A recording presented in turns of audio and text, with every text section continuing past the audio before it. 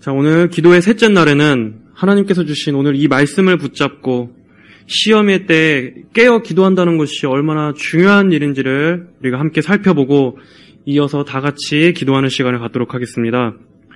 자, 오늘의 말씀은 이 기도의 중요성에 관한 너무나 유명한 말씀입니다. 먼저 이 말씀이 주어진 때가 아주 중대한 때였다는 것을 알아야 합니다. 예수님께서는 이제 십자가의 대속이라는 엄중한 사명을 앞두고 계십니다. 우리가 본 마태복음 26장부터는 이제 그 절정을 향해 나아가고 있습니다. 예수님 앞에 놓여진 일은 우리 인간으로서는 감히 상상도 할 수 없는 일이었습니다.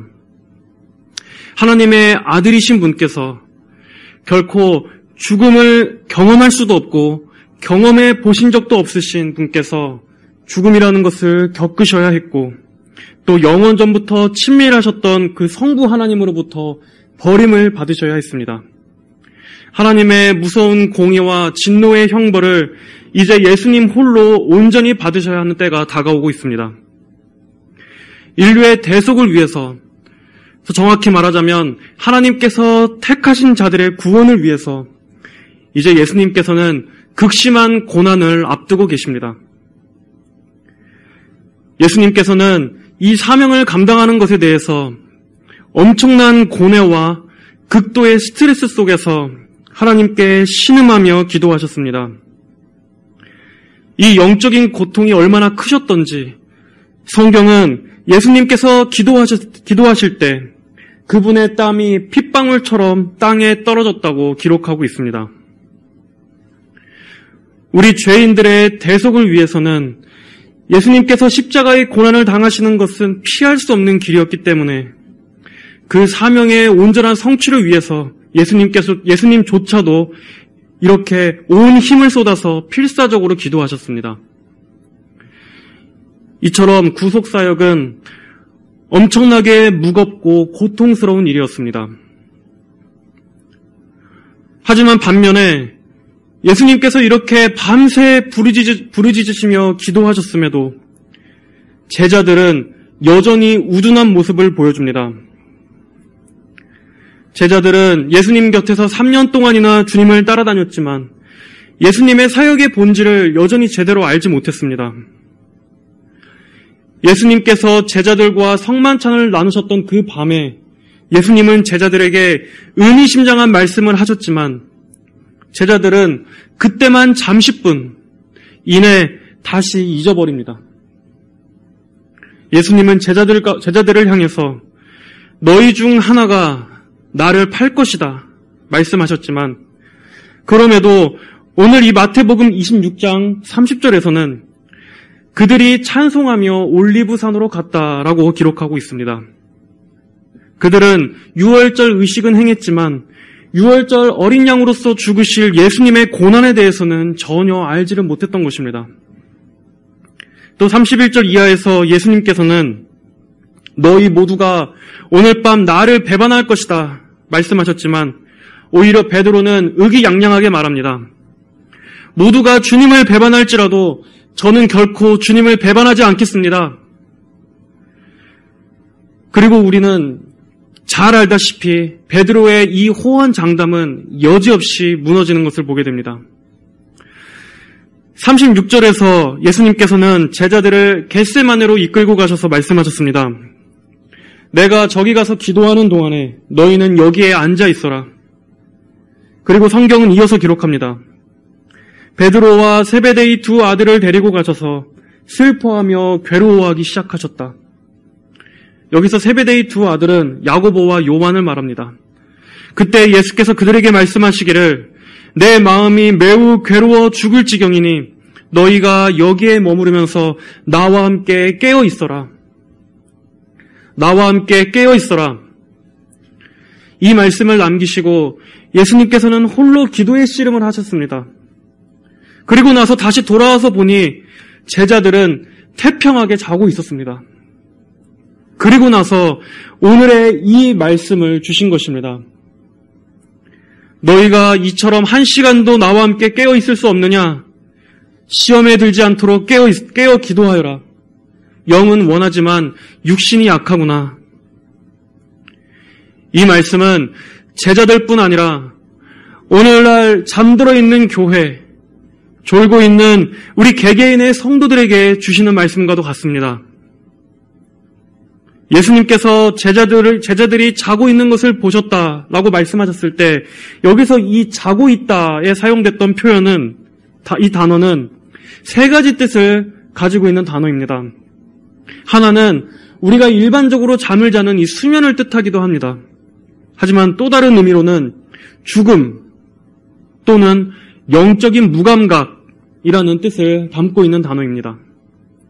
예를 들어 데살로니가전서 5장 6절에서는 그러므로 우리는 다른 이들처럼 잠자지 말고 오직 깨어서 정신을 차리자라고 하는 구절이 있습니다. 여기서도 잠잔다고 말할 때 이때와 같이 같은 단어를 사용하고 있는데 이 표현 역시도 영적인 무감각 상태를 말씀하는 것입니다. 구원에 대해서 그리고 다가올 심판에 대해서 전혀 의식하지 못한 채 살아가는 것을 성경은 영적으로 잠들어 있는 것, 곧 죽어 있는 것과 같은 상태로 말씀하고 있는 것입니다. 그러므로 우리 성도들은 영적으로 졸고 있는 것이 성도로서 살아있지 못한 상태라는 것을 알고 경각심을 가져야 합니다. 예수님께서는 제자들에게 시험에 들지 않도록 깨어 기도하라고 말씀하셨습니다. 예수님께서는 십자가에 달리실 고난을 앞두고 계셨지만 자신만을 생각하지 않으시고 제자들을 염려해 주셨습니다. 그리고 제자들뿐만 아니라 후에 예수님을 믿게 될 모든 그리스도인들에게도 역시 해당되는 말씀입니다. 자, 그렇다면 여기서 예수님께서 말씀하신 이 시험이란 무엇입니까? 이 시험은 하나님께서 주시는 시험이 아니라 마귀로부터 오는 시험입니다. 하나님께서 주시는 시험은 어떤 시험입니까? 그 시험은 우리를 살리시고 우리를 성장시키시기 위한 목적으로 주시는 것입니다. 그러므로 하나님의 시험은 시련이라고 이해해야 옳습니다.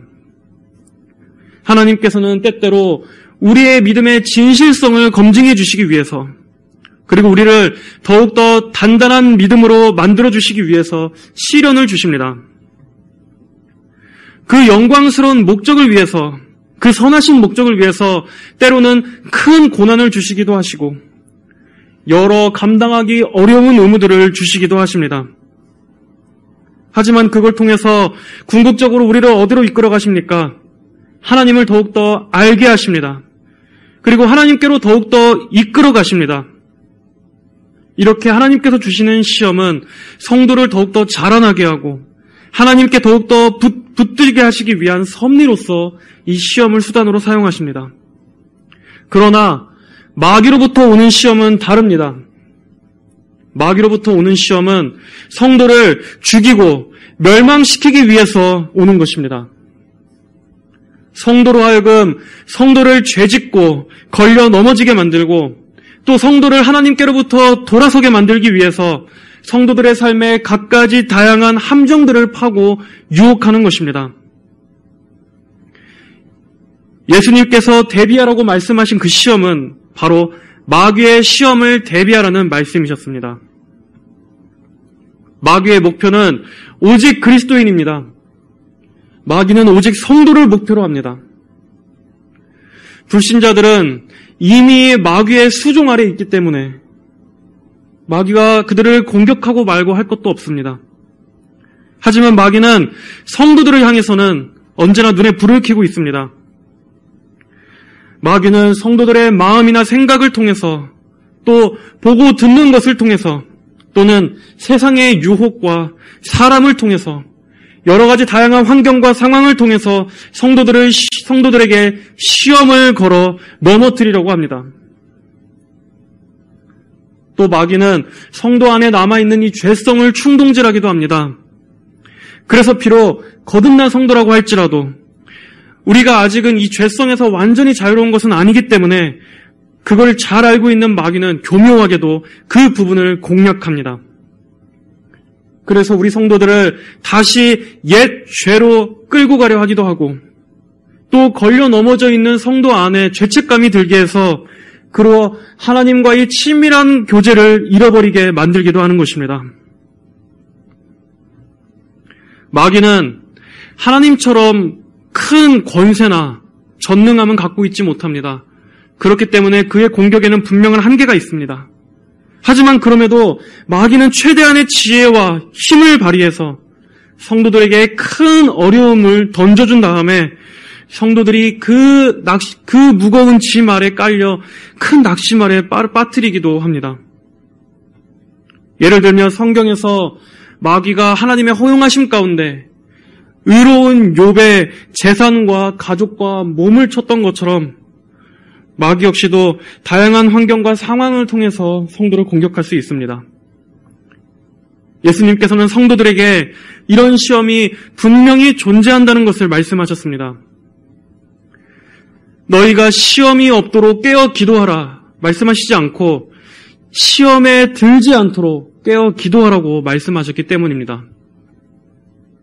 예수님은 시험이 없기를 구하라고 말씀하시지 않으셨습니다. 그리고 이어서 예수님께서는 시험에 들지 않도록 이라고 말씀하셨습니다. 이 말씀은 일반적으로 우리 성도들이 어떤 잠깐의 유혹을 받거나 또는 우리의 생각 속에 아주 잠시 동안 죄된 생각이 잠깐 떠오르는 정도를 말하는 것이 아닙니다. 여기서 시험에 든다는 것은 말 그대로 시험 속으로 들어가는 것을 말합니다. 덫이나 어떤 함정에 걸려서 꼼짝달싹을 못하게 묶이거나 깊은 구덩이에 빠져서 아래로 떨어져 들어가는 것을 의미합니다. 시험이 그저 우리 문 밖에서 두드리는 데 그치는 것이 아니라 우리 속 안까지 깊숙이 들어와서 그 시험이 자리를 잡고 우리를 휘어잡는 것입니다. 마귀는 이러한 기회를 노리고 있다가 우리의 영혼의 경계가 해이해지는 때를 틈타서 침투해 들어옵니다. 그렇다면 구체적으로 어떠한 때에 시험이 듭니까? 우리가 영적으로 게을러질 때 마귀는 그 기회를 노립니다. 영적인 일에 우리가 게으르고 부주의하게 되면 가장 먼저 나타나는 전조 증상은 바로 기도하지 않는 것입니다. 아니, 기도하지 않기 때문에 영적으로 나태해지게 됩니다. 우리가 기도를 쉬는 순간부터 서서히 우리의 영혼은 잠에 빠지게 됩니다. 성도가 기도를 중단하면 영적인 긴장감을 잃게 되고 영적으로도 어두워집니다. 기도할 때는 우리의 영혼이 명철하고 깨어 있는데 기도를 쉬는 순간부터 우리의 영혼이 혼미해지고 먹구름이 끼는 것입니다. 그래서 성도 자신은 자신이 지금 적에게 노출되어 있다는 것을 잊어버리게 됩니다. 마귀는 우는 사자같이 삼킬 자를 찾는데 부지런하다고 성경은 말씀했습니다. 이처럼 마귀는 언제라도 기회를 노리고 있습니다. 하지만 성도가 영적으로 잠들게 되면 자신이 지금 적진 한가운데 있다는 것을 잊어버리고 맙니다. 그래서 아무런 경계심도 없이 이 세상 속에 푹 잠겨서 마치 영적인 대적이 하나도 없는 것처럼 그렇게 살아가는 것입니다. 특별하게 어려운 일이 없으면 자신은 지금 안전하다고 생각하고 신앙의 열심도 갖지 않습니다. 큰 시험이 없기 때문에 부지런할 필요도 못 느낍니다. 특별히 기도거리가 없기 때문에 기도해야 할 그 열심도 그 의욕도 갖지 않는 것입니다. 그렇게 일상 속에서 미지근하게 살아갑니다. 또한 영적인 일에는 부지런하지 않으면서 육적으로만 너무나 바쁘고 분주할 때에도 이 시험의 때에 노출되기 쉬운 때입니다. 이 경건의 의무의 시간을 할애하지 않으면서 그저 하루하루를 우리가 이 몸만 열심히 산다 한들 우리의 영혼에는 그다지 유익이 없습니다. 오히려 우리가 몸만 바쁘게 살고 머리만 바쁘게 굴릴수록 우리의 영혼은 굶주리고 퇴보하게 됩니다. 그래서 성도가 시험을 대비하지 않고 다른 것에만 온통 열심을 쏟을 때, 다른 것에만 우리의 마음이 쏠려 있을 때 마귀는 그때야말로 자기가 공격하기에 유리한 그 틈을 발견합니다. 또한 그렇게 안일한 상태로 우리가 죄와 점차 가까이 할 때 마귀는 그 기회를 노립니다. 처음에는 기도를 쉬게 되고 기도를 쉬게 되면서 우리의 영혼은 미지근하게 됩니다. 이렇게 자연스럽게 영혼의 잠에 빠져들지만 우리의 영혼은 계속해서 같은 자리에 머물지 않는다는 특성을 가지고 있습니다. 우리의 영혼은 반드시 항상 어느 쪽으로든 향하게 되어 있습니다. 우리의 영혼이 하나님께로 향해 있지 않으면 우리의 영혼은 세상과 육신 쪽으로 저절로 기울어지는 성향을 갖고 있습니다. 아무것도 하지 않고 가만히 놔두면 항상 하나님과 반대되는 방향으로 흘러가게 되는 것입니다. 그렇게 자신의 영적 상태를 살피는 일을 태만하게 하면 그때부터 다시 이 세상의 것들이 재밌어 보이기 시작합니다. 세상의 것들이 매혹적으로 보이기 시작합니다. 그래서 거기에 관심을 갖고 거기에 시간을 들이게 됩니다. 이렇게 한 발 한 발 다시 육적인 것들에 내딛게 되면서 마음이 다시 세상으로 기울어지게 됩니다. 야고보서 1장 14절에서는 각 사람이 시험을 받는 것은 자기의 욕심에 끌려 미혹되기 때문이라고 말씀하고 있습니다. 각 사람이 시험을 받는 것은 자기의 욕심에 끌려 미혹되기 때문이다. 이처럼 자신의 죄성과 이 욕심을 제어하지 않으면 자기도 모르게 미혹, 곧 속임을 당하는 것입니다. 처음에는 경계심을 갖지만 영적으로 느슨해져서 경계심을 풀게 되면 금방 세상이 그 마음을 집어삼킵니다. 비록 그것이 어떤 거세고 강한 유혹이 아니라 할지라도 그것은 충분히 영적으로 졸게 만들기에 충분한 것입니다. 우리가 이러한 영적인 성별됨, 구별된 것들을 힘써 추구하지 않고 그저 영혼에 좋지 않은 것들을 어떤 조심성 없이 막 가까이 하고 막 접근할 때 우리는 점점 더 이 세상에 대해서 거부하고 저항할 힘을 잃어버리게 됩니다. 그런 상태로도 우리는 얼마든지 교회에 와서 예배드릴 수도 있습니다. 기도회에 참석할 수도 있습니다. 하지만 겉으로는 이렇게 종교적인 여러 의무에 참여한다 할지라도 그 안에 그 영적 생활에서는 생명력이 약해져 있기 때문에 하나님께 대해서는 냉랭한 마음을 가진 채 신앙생활을 합니다. 교회에는 다니지만 개인적인 기도는 전혀 없고 골방에서 하나님과 씨름하는 그 뜨거운 영적인 열심도 없이 그 마음에는 자신도 모르게 이 세상에 대한 정욕과 육신에 대한 정욕이 하나님에 대한 사랑보다도 더 많은 자리를 차지하고 있습니다. 신앙은 흥이 없어지고 기도의 열망도 식고 예배에 대한 사모함도 사라지고 그렇게 단계적으로 점차 악화되다가 마침내는 자신도 모르는 사이에 죄의 구덩이에 깊이 빠져버리게 되는 것입니다. 이렇게 시험에 한번 떨어진 신자는 영적으로 방황하게 됩니다. 아주 심각한 타락이 아니라 할지라도 이렇게 미지근하고 활기 없는 상태가 계속 지속되는 것입니다. 때로는 그것이 짧은 기간일 수도 있고 때로는 몇 년 동안이나 영적으로 방황할 수도 있습니다. 그리고 성도로서 아주 비참하게 다시 예전으로 돌아가서 죄에서 뒹굴기도 합니다. 이것이 불신자가 아니라 성도에게도 일어날 수 있다는 점에서 이런 시험은 굉장히 위험한 것입니다. 예수님께서 경고하신 시험에는 이렇게 성도를 위험한 상태로 몰아넣는 많은 경우의 시험을 포함하고 있습니다. 제자들 역시도 그들에게 곧 닥칠 그 큰 시험을 예상하고 있지 못했기 때문에 그들이 그때 자고 있었기 때문에 바로 그 결정적인 때에 그들이 걸려 넘어졌던 것입니다. 자, 그렇다면 우리는 이러한 시험을 어떻게 대비할 수 있습니까? 어떻게 하면 이 시험에 빠져서 이 영적인 그 시험의 구덩이에 들어가지 않을 수 있습니까? 예수님께서는 오늘의 말씀을 통해서 시험에 들지 않기 위해서는 안일하게 방심하지 말고 영적으로 깨어 있어야 한다고 말씀하십니다. 그리고 하나님께서 주신 수단을 사용하라고 하시는데 그 수단은 바로 기도입니다. 이 기도야말로 시험을 대비하는 가장 강력한 수단으로서 말씀해 주신 것입니다. 시험의 방식은 너무나 다양하고 교활하기 때문에 우리는 그것들을 다 간파할 수도 없고 이겨낼 수 있는 힘도 없습니다.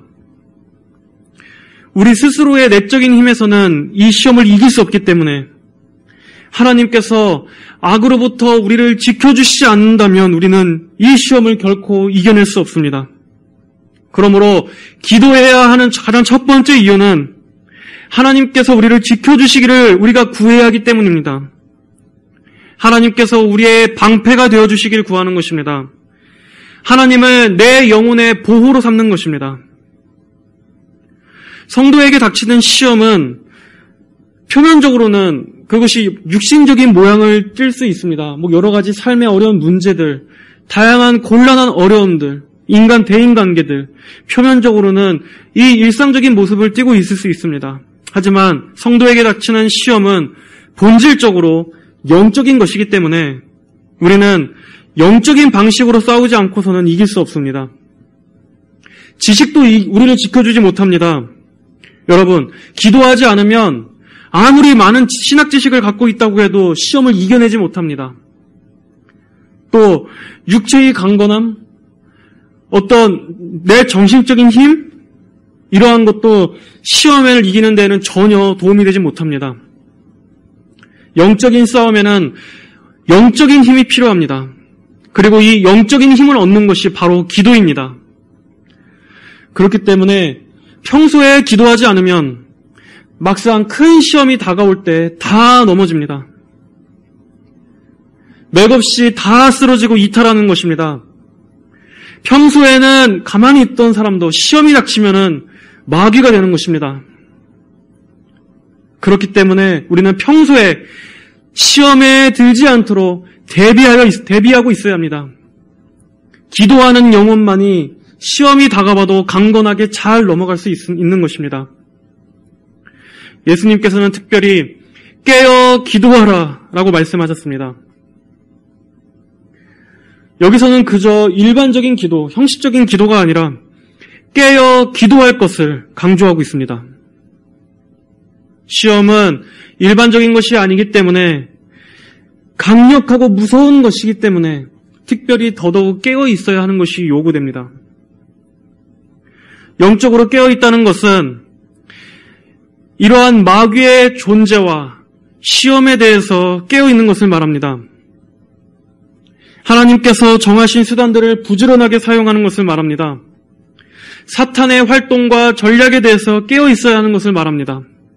또 우리가 쉽게 빠질 수 있는 다양한 상황들, 우리가 유독 쉽게 타협하게 되는 그러한 다양한 상황들에 대해서 늘 조심하고 주의하는 태도를 말합니다. 마치 파수꾼이 적의 침입을 항상 경계하면서 두 손에 무기를 들고 보초를 서듯이 그렇게 영적으로 항상 대적의 존재를 인식하고 또 자신의 이 육신을 이기려고 항상 애를 쓰는 것이 성도의 특징입니다. 깨어있는 성도의 특징입니다.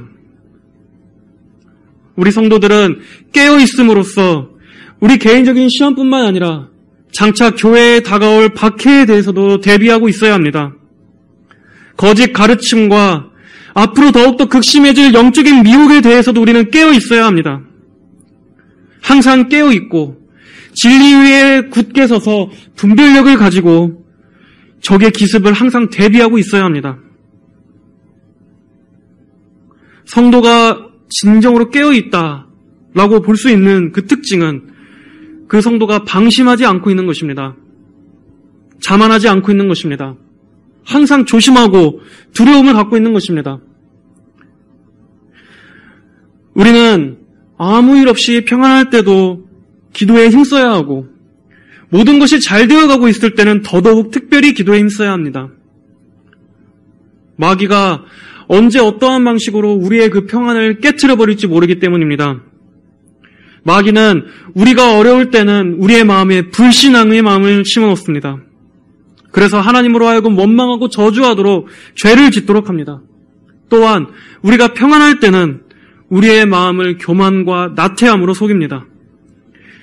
그렇기 때문에 우리는 어떠한 상황 가운데에서도 항상 기도해야 합니다. 또 나만 조심한다고 해서 됩니까? 우리는 교회 안에서나 이 세상 속에서나 다른 사람으로 인해서 얼마나 많은 시험을 겪을 때가 많습니까? 내가 아무리 기도하고 조심한다 할지라도 환경과 상황을 통해서 사람을 통해서 갑자기 내 이 마음의 경건을 완전히 엉망으로 만들려고 하는 일들이 너무나 많이 있습니다. 우리가 하나님께 은혜를 받았다고 할 때 특별히 마귀의 공격이 더 극심할 때도 있습니다. 교회 안에서도 마찬가지입니다. 우리는 교회 안에서도 깨어 있어야 합니다. 교회 안에서도 마귀가 얼마나 엄청나게 역사합니까? 성도들 간에 서로 이간질하고 다투게 하고 오해하게 만들고 사역자와 성도 간에 성도가 사역자에 대해서 얼마나 이 관계를 트는 식으로 마귀가 역사하는 일들이 많습니까? 그러므로 우리 성도들은 생활의 모든 전반적인 영역에 있어서 항상 긴장하고 경계하고 기도하고 있어야 합니다. 어떠한 상황이 닥친다 할지라도 그 상황 때문에 내가 죄를 짓지 않도록 하나님 도와주십시오. 기도해야 하는 것입니다. 누군가는 이러한 태도가 병적이라고 보일 수도 있습니다. 어떻게 그러고 사냐고 얘기할 수도 있습니다. 하지만 우리가 영적으로 깨어 있으면 있을수록 마귀가 얼마나 모든 영역에서 교활하게 역사하는지를 우리는 알게 될 것입니다. 사탄이 오늘도 얼마나 많은 영혼들을 미혹해서 지옥으로 끌고 들어가는지를 본다면 기도하지 않고서는 우리는 가만히 있을 수가 없습니다. 마귀가 우리 안에 있는 이 은혜가 머무는 것을 얼마나 극도로 싫어하는지를 안다면 우리는 정말 기도로서 방어하지 않고서는 달리 방법이 없다는 것을 알 것입니다. 예수님께서는 말씀하셨습니다. 너희가 세상에 속하였으면 세상이 자기 것을 사랑할 것이나 너희는 세상에 속하지 않고 도리어 내가 너희를 세상에서 택하였다. 그러므로 세상이 너희를 미워한다. 여러분은 이 세상과 어떠한 관계를 갖고 있습니까? 세상이 여러분을 친밀하게 대합니까? 세상이 여러분을 사랑해 줍니까? 그렇다면 세상이 자기 것을 사랑할 것이나 여러분은 세상의 것입니다.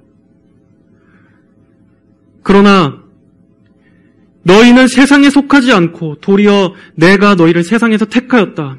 그러므로 세상이 너희를 미워한다. 여러분이 예수님께 속해 있다면 세상은 여러분을 미워할 것입니다.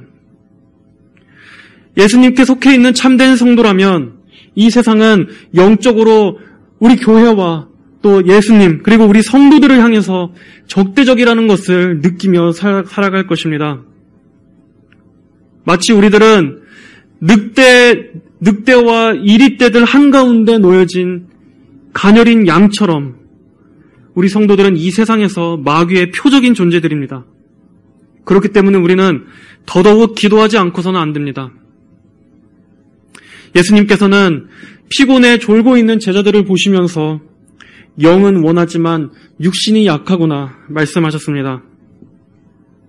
이 말씀처럼 성도는 비록 우리 마음으로는 믿음 위에 굳게 서기를 간절히 원하지만 우리의 육신은 연약해서 무서운 시험의 공격 앞에 쉽게 무너질 때도 있고 또 항상 하나님께 100%의 열심을 다해서 살 수 없음을 하나님께서도 잘 알고 계십니다.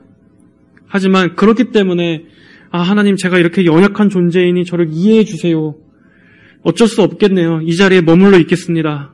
라는 태도를 말씀하시지 않으십니다. 오히려 우리는 그렇기 때문에 너희는 그 약한 본성을 뛰어넘는 위로부터의 능력을 간절히 구하라. 위로부터의 능력으로 붙잡아 주기를 기도로서 간절히 구하라고 성경은 말씀하는 것입니다. 그러므로 여러분 기도하십시오. 하나님께서 여러분의 영혼을 붙들어 주셔서 여러분이 하나님의 뜻대로 살아갈 수 있기를 기도하십시오.